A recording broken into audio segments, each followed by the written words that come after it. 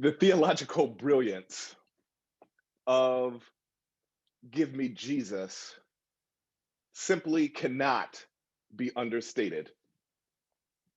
On this first Sunday of February of Black Histories and Black Futures Month, we reclaim the transformative beauty of the Black church tradition, its music, its message, its majesty.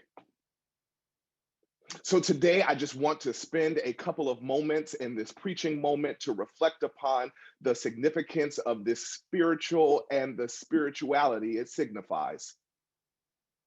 Though some, ha- though some have attempted to render this spiritual as merely a simple song with otherworldly characteristics that are detached from life, I must say this morning that this spiritual, it speaks squarely and directly to our present day situation. Indeed, this spiritual, it speaks profoundly to our souls. It speaks and sings to our spirits. Give me Jesus. Yes, in the morning when I rise, give me Jesus. At the noontime hour, give me Jesus. Even when the sun goes down, give me Jesus, because throughout the course of our day, I'm likely going to encounter some trials and tribulations that are going to make the day more difficult than I otherwise had intended. Therefore, the gift of Jesus, the way, the truth, and the life, the one who comes to us when we rise, Jesus allows me to receive what I need in order to resist the daily assaults and attacks on my life. When I'm struggling to make ends meet, Jesus is the God who enters into this world, the God who enters into time and space in human form and struggles alongside of us, so that when we're struggling to make ends meet, we know that there is a God who comes to us in Christ Jesus that also has struggled. So then when we read the story of Jesus, we get the strength that we need in order to encounter the struggles of this life so that we might overcome them. Right, when my body is racked with pain and the doctors don't know what to do, the saints used to say that Jesus is a doctor in a sick room. Right, the one whose own body was bruised and broken, so Jesus knows just how to heal us when we find ourselves sick. When there is no cure for our disease, through Jesus there can yet be healing. This spiritual this spiritual give me Jesus is a song that helps us look suffering in the face and declare that despite the unfairness of suffering, I still will see beauty in my situation.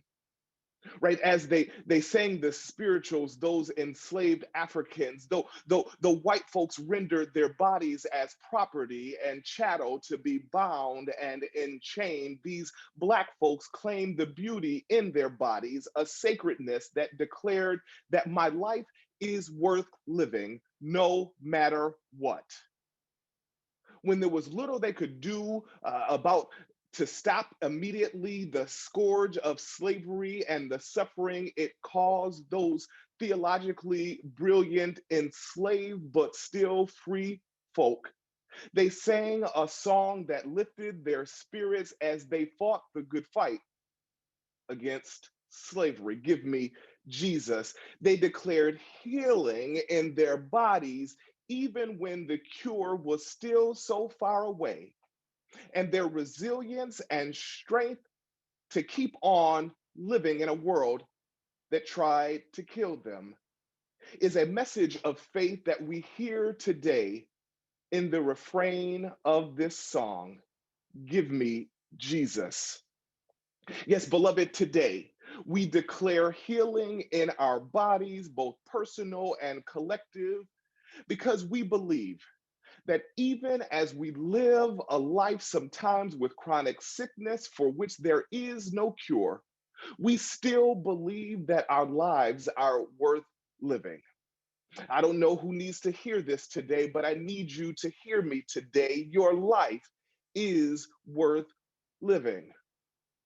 Check this, beloved. When those enslaved Africans living on southern plantations would steal away to Jesus and sing, "Give me Jesus," right? They weren't giving the powers that be permission, right? They weren't saying, "Go ahead, you may have this world, but give me Jesus." No, they were saying, "You may have this world, and that's not all right. But as I work to change this world, give me Jesus. Because when I have Jesus, then I possess a joy that the world didn't give and the world can't take away. So give me Jesus. And when I have Jesus, I have the strength that I need in order to subvert the powers and the principalities of this world that seeks to destroy and take our lives. Yes, this spiritual "give me Jesus" is subversive and sometimes subtle, and yes, sublime as it speaks to this world as we try to reshape this world in anticipation of another world that we bring into being through our ministry.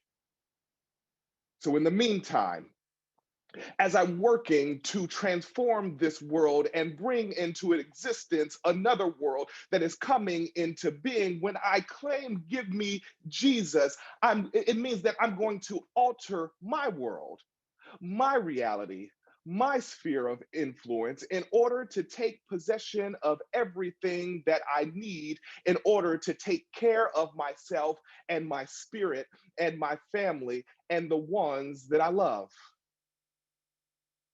No, give me Jesus. That beautiful spiritual is never permissive of injustice. It is always protesting.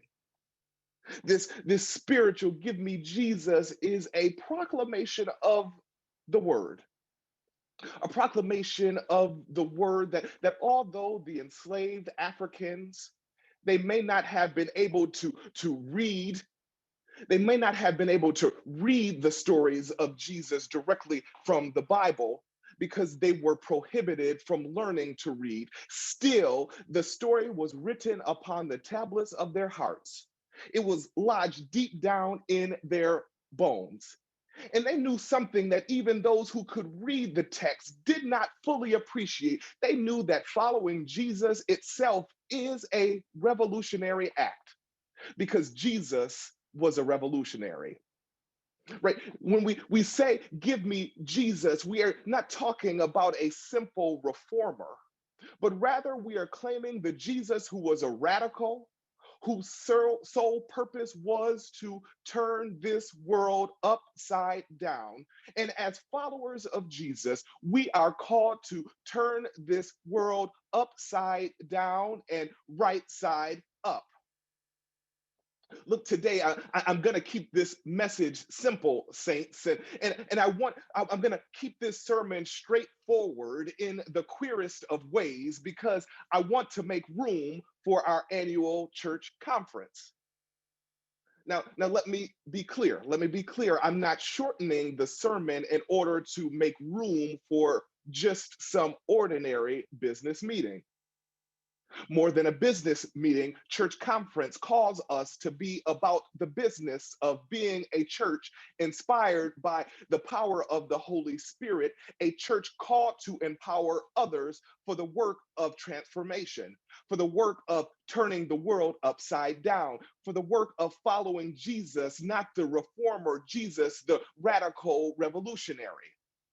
Right. So the real work, the real business of conferencing actually is not about the votes that we will take or the budgets that we will adopt or the leaders that we will elect. Conferencing is about the way that we show up as followers of the way of Jesus. Give me Jesus. Jesus, the one who grounds his public ministry in the prophecy of Isaiah, And when he does, he echoes Isaiah's proclamation that two were written upon the tablets of his heart when he declared that the Spirit of our God is upon me to preach good news to the poor, to bind up the brokenhearted, and to proclaim that this is the year of the Lord's favor. That this is the year, this year of inspiration. It is the year that we proclaim release to those who are captive and to lean into liberation. This Jesus, right? He calls us in our conferencing, in our living, in the ways that we show up around tables. He calls us, right, to a revolutionary way of making decisions. Instead of Robert's rules of order and parliamentary procedure, Jesus calls us together in what is known as holy conferencing. Holy conferencing as a way of modeling to the world a different way of being in the world.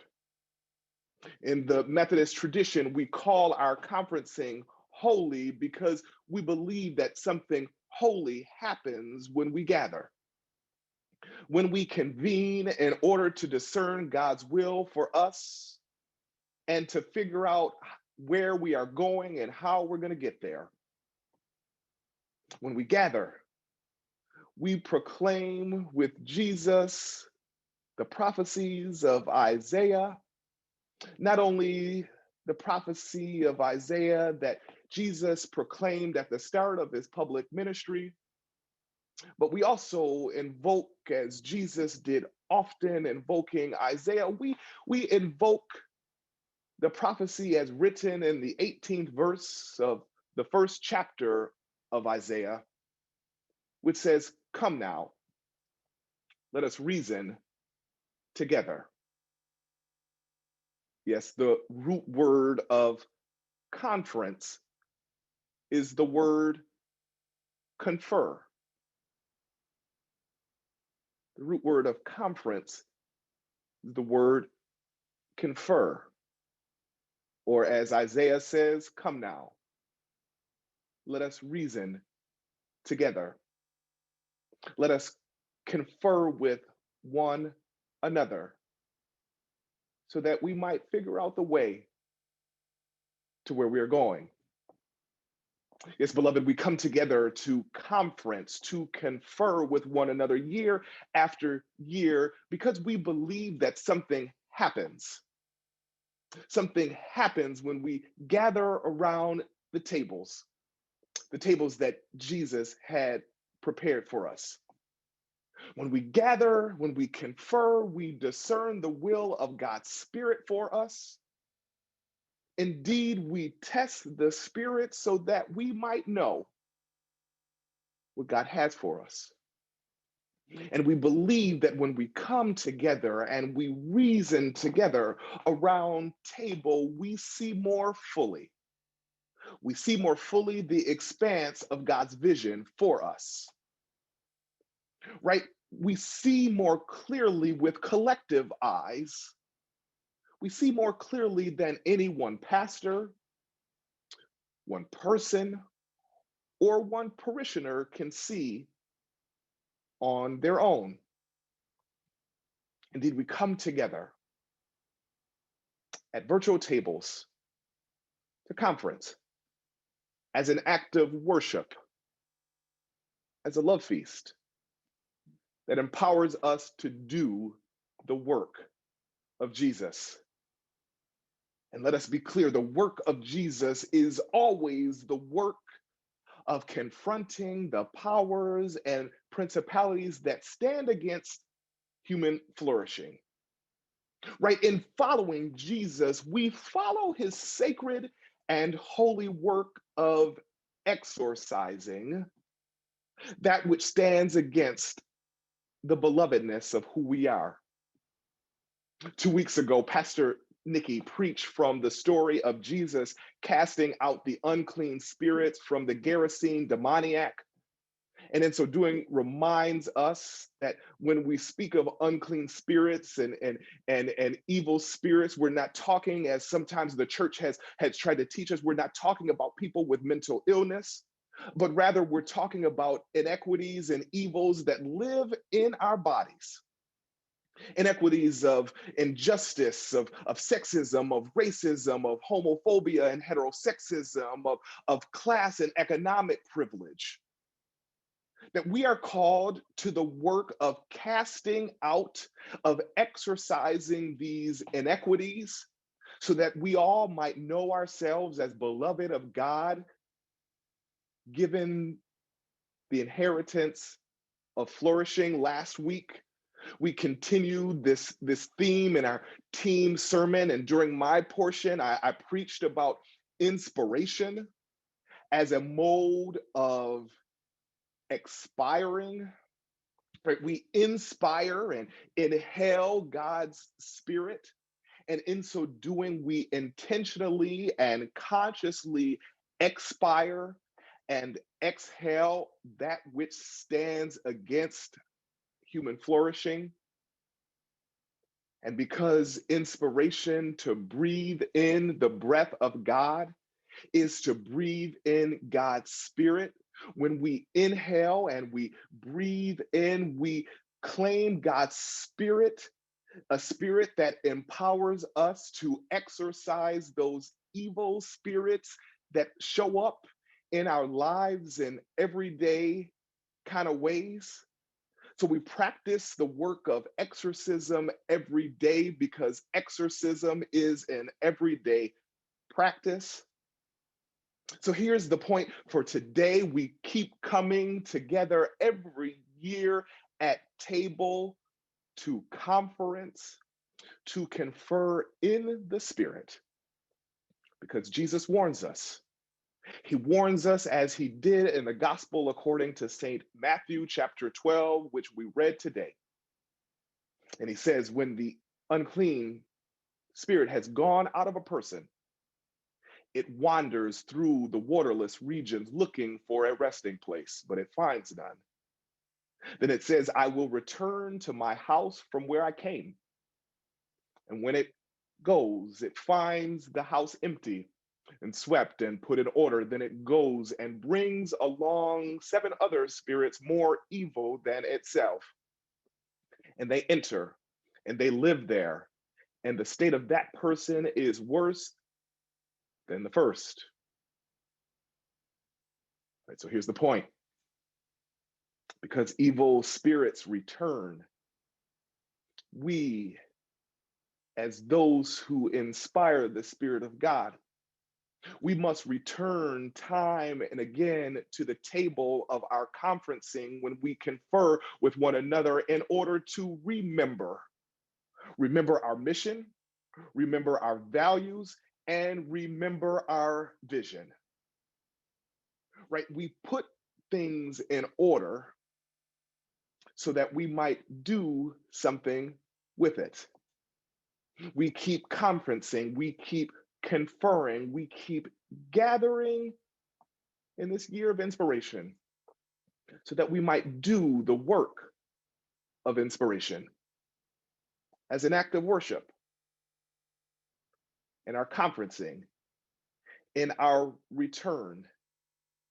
Make sure that those evil and unclean spirits, those inequities that would seek to return, we make sure in our conferencing that we hold open the space to do the good work. We come to the table again and again to do the work so that when things try to come back and threaten our progress, they won't find this place empty, but rather diligently working to do the work to which we are called. And conferencing then becomes a form of exorcising all that is not right, all that is not well, so that we might be free to receive that gift, the gift of spirit, the gift of Jesus. So in the morning when we rise, and this afternoon when we conference, give us Jesus. Let Jesus be our guide in all that we do.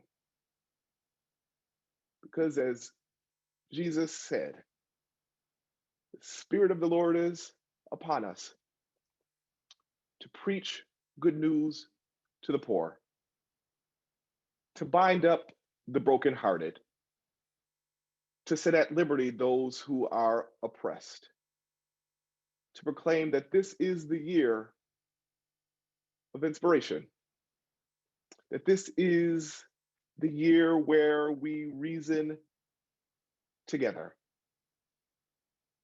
And if we have Jesus, our companion and friend, then no matter what difficulties come our way, we will never, ever walk alone. Thanks be to God. And so be it.